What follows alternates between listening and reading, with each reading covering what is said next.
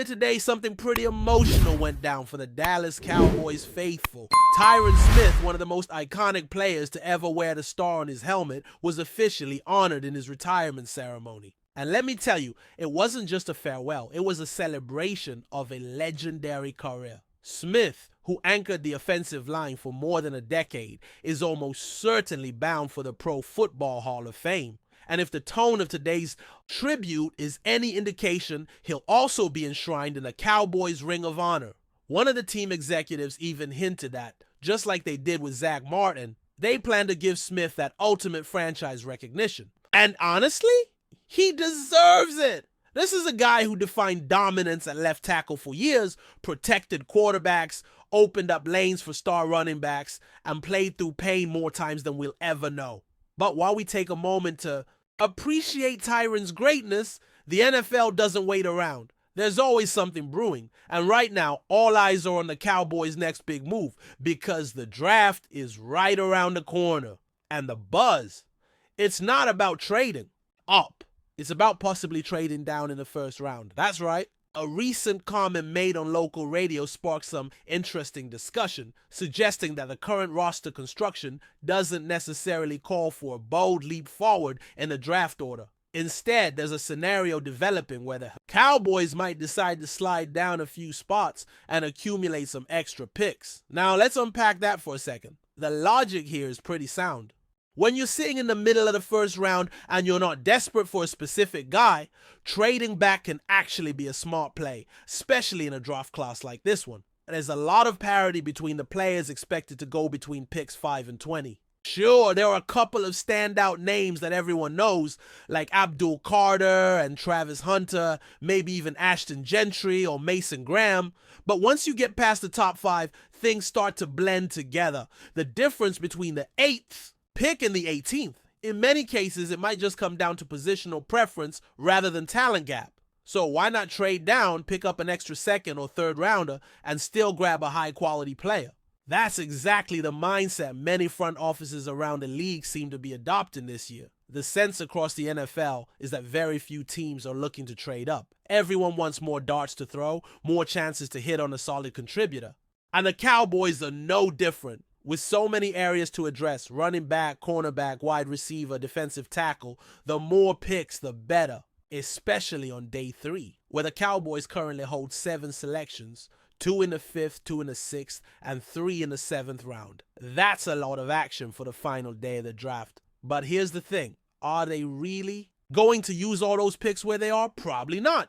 There's already speculation that the front office might look to package a couple of those later picks to try and snag a 4th rounder. That won't be easy, but if the right trade partner shows up, it's definitely on the table. And let's not forget, this team isn't afraid to trade picks for veterans either. We've seen it before, and there's a real possibility they go down that road again, especially with so many holes to fill.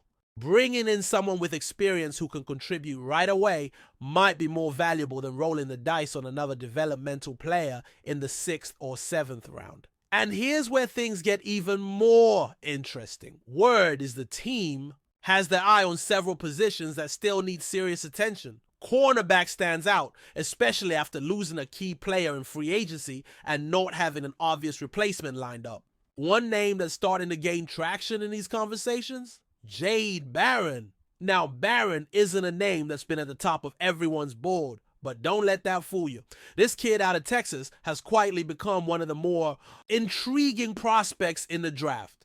According to a source close to the situation, Barron has shown a genuine interest in playing for the Cowboys. And from a scheme fit perspective, he checks a lot of boxes. He's played over 900 snaps at cornerback, and he's known for being one of the best in zone coverage from his draft class. That's exactly the kind of skill set this defense should use, especially with how they like to disguise coverages and rotate personnel. And while cornerback might not be an immediate need on paper, when you look closer, the depth just isn't there. Barron has the versatility to play outside, in the nickel or even at safety if needed. He's not just a plug-and-play guy, he's a chess piece, and those are rare in today's game. Now, of course, there are some concerns. His arm length doesn't quite meet the usual thresholds the Cowboys have historically looked for at the position. In fact, they've never drafted a corner with measurements quite like his. But this might be one of those cases where you throw the rule book out the window because the tape tells a different story. Barron is a baller. He's physical, he's smart, and he's got that edge you want in a defensive back. Plus, his athletic testing numbers were strong. Nothing mind-blowing, but definitely solid across the board. The bottom line is this. If Barron is still on the board when the Cowboys are on the clock, don't be shocked if they pull the trigger. He might not be the flashiest pick, but he's a football player, plain and simple. And sometimes that's all you need. We're also hearing that there's going to be a pretty unique live event happening soon. A full-on 3-round mock draft, featuring multiple analysts playing general managers for different teams. The Cowboys selections will be handled by a dedicated rep, and it should give fans a more realistic look at how the board could fall and what options might actually be available when it's the team's turn to pick. Definitely worth tuning in to see how it plays out. But even as we speculate on possible selections and dream fits, there's a layer of frustration hanging over some of these conversations, especially when it comes to how the front office handles contract negotiations. There's this narrative being pushed that players should take less money because the cost of living in Dallas is lower than in other NFL cities. Seriously? That's the argument? It feels like the team is trying to spin their way into a discount rather than just paying what great players are worth. The reality is, it doesn't matter how affordable the city is. This is professional football. You pay for talent. If another team is offering market value and the Cowboys are asking guys to take a hometown discount just because groceries are cheaper, that's not a negotiation. That's a joke. This mindset has already cost the team in past negotiations, and it's not hard to see how it could continue to hurt them going forward. Players talk. Agents talk. The league knows how certain teams operate. And if Dallas keeps leaning on this outdated mentality, they might find themselves on the outside looking in when it comes to elite talent.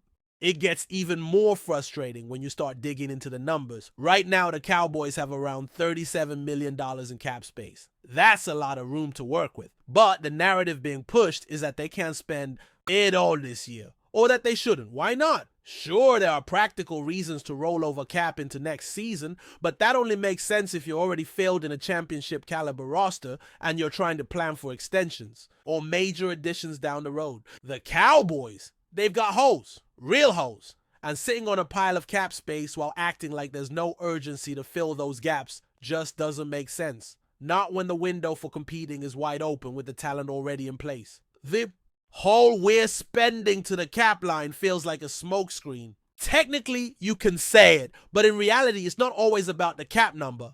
It's about cash spending. How much are you actually paying out in signing bonuses, guaranteed money, real upfront investments to make your team better today? When you look at those figures, the Cowboys are not at the top. Not even close. And that's where this argument starts to fall apart. It's like they want credit for playing smart with the money, but sometimes being overly conservative is just another way of saying you're scared to take a risk.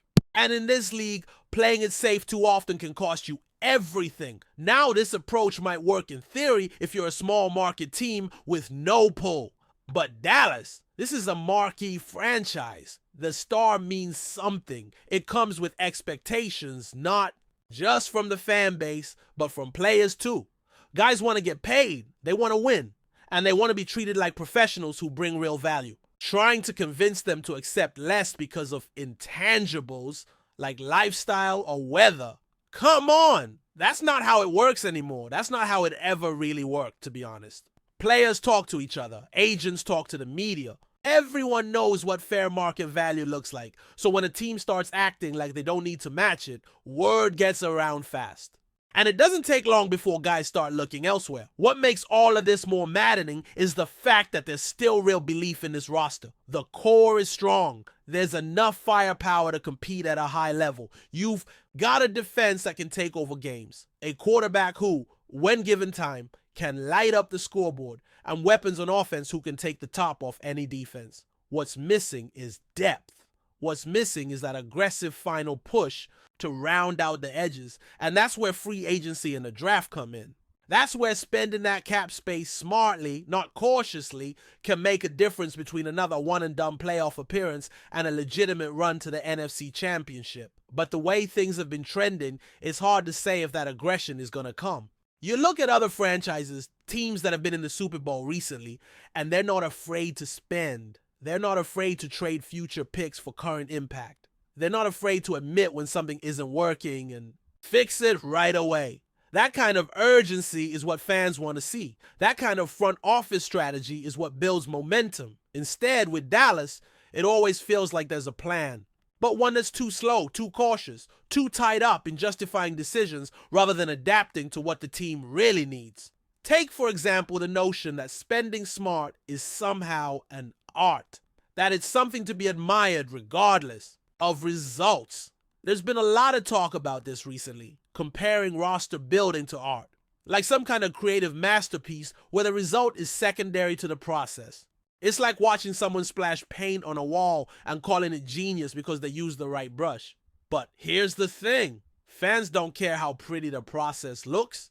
They care about wins. They care about playoff runs. They care about results. This isn't a gallery. It's football. And it's time the organization started acting like it. And look, no one's saying throw money at every problem. That's not a recipe for success either. But there's a difference between being smart and being passive. You can build for the future while still addressing the present. You can protect your cap while still adding meaningful talent.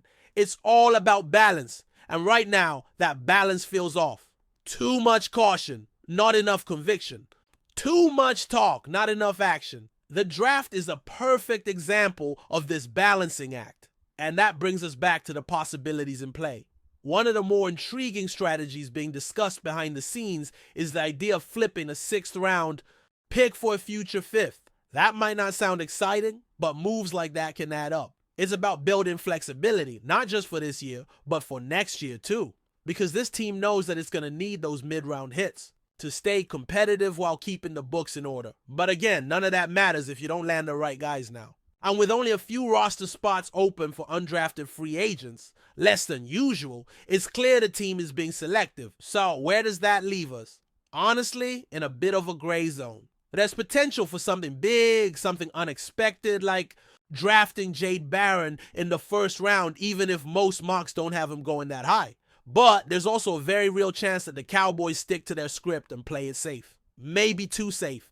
That's the tension that's building as the draft approaches. Will this front office finally swing big? Or are we heading for another offseason of what-ifs and near misses? Barron, for what it's worth, continues to look like a great fit, both on and off the field. He's a team-first guy, plays hard, studies, film, wants to be great. And he's made it clear he'd love to land in Dallas. According to someone close to him, he's been vocal about it. And you know what? That counts for something. Not just because of his enthusiasm, but because of what it says about his mentality. He's not chasing spotlight, he's chasing opportunity. That's the kind of energy this defense could use. That's the kind of player who, if coached right and put in the right system, could end up being the steal of the 1st round. But even with all the promise he shows, there's always that hesitation from the decision makers, that fear of stepping outside their comfort zone. The question is, can they overcome that? Can they recognize when the right move isn't the expected move? Because that's what separates the good teams from the great ones. Knowing when to break the mold. Soon enough, we'll have our answer. The draft is coming fast. The roster is still taking shape. And the fan base? They're watching closely. They've seen this team flirt with greatness too many times to get excited about patience and prudence. What they want now is boldness. They want clarity. And more than anything, they want to believe that this year will finally be different. But before we continue, don't forget to subscribe to our channel and give this video a like. Your support helps us keep bringing you the latest updates on the Dallas Cowboys. Feel free to share your thoughts on the news in the comments as well. The NFL offseason is always full of surprises, but few rumors have stirred up as much curiosity as the possibility of Matthew Stafford wearing the star on his helmet. After more than a decade as one of the league's most consistent quarterbacks, Stafford's name has been whispered in connection with none other than the Dallas Cowboys. While nothing has been confirmed, the mere suggestion has sparked intrigue across the league. Could a veteran like Stafford be just what Dallas needs to finally break through in the postseason? Stafford's resume speaks for itself. He's a Super Bowl champion, a 4-time playoff participant, and ranks among the top 10 quarterbacks in almost every significant passing category. Despite turning 37 next season, Stafford has shown little sign of slowing down.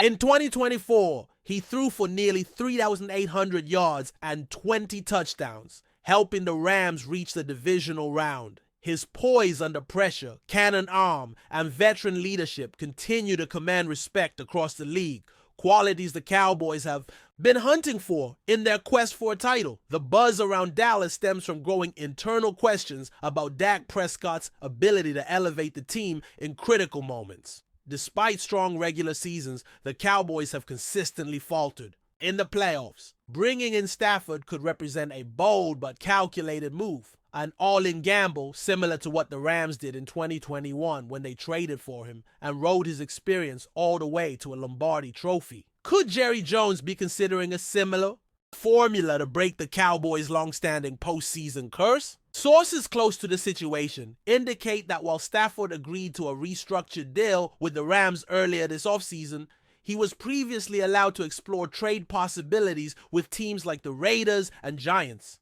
The fact that these talks occurred suggests the Rams are open to dialogue under the right circumstances. If Dallas were to come calling with a competitive package, potentially involving draft capital and salary adjustments, the Rams might listen. And let's not forget, Stafford was born in Tampa, but he was raised in Dallas. This wouldn't just be a professional move, it'd be a homecoming. As speculation grows, fans in Dallas are left wondering if Stafford might be the next superstar to headline AT&T Stadium. Could this be the year Jerry Jones pulls the trigger on a blockbuster deal that shakes up the NFC? Or was the window of opportunity already closed the moment Stafford recommitted to Los Angeles? One thing is certain, the story isn't over yet, and the next few weeks could be pivotal. Stay tuned. That's it for this update. If you enjoyed the video and want to keep receiving exclusive news about the Dallas Cowboys, please subscribe to our channel and give this video a like. We always look forward to your comments and opinions. See you in the next video.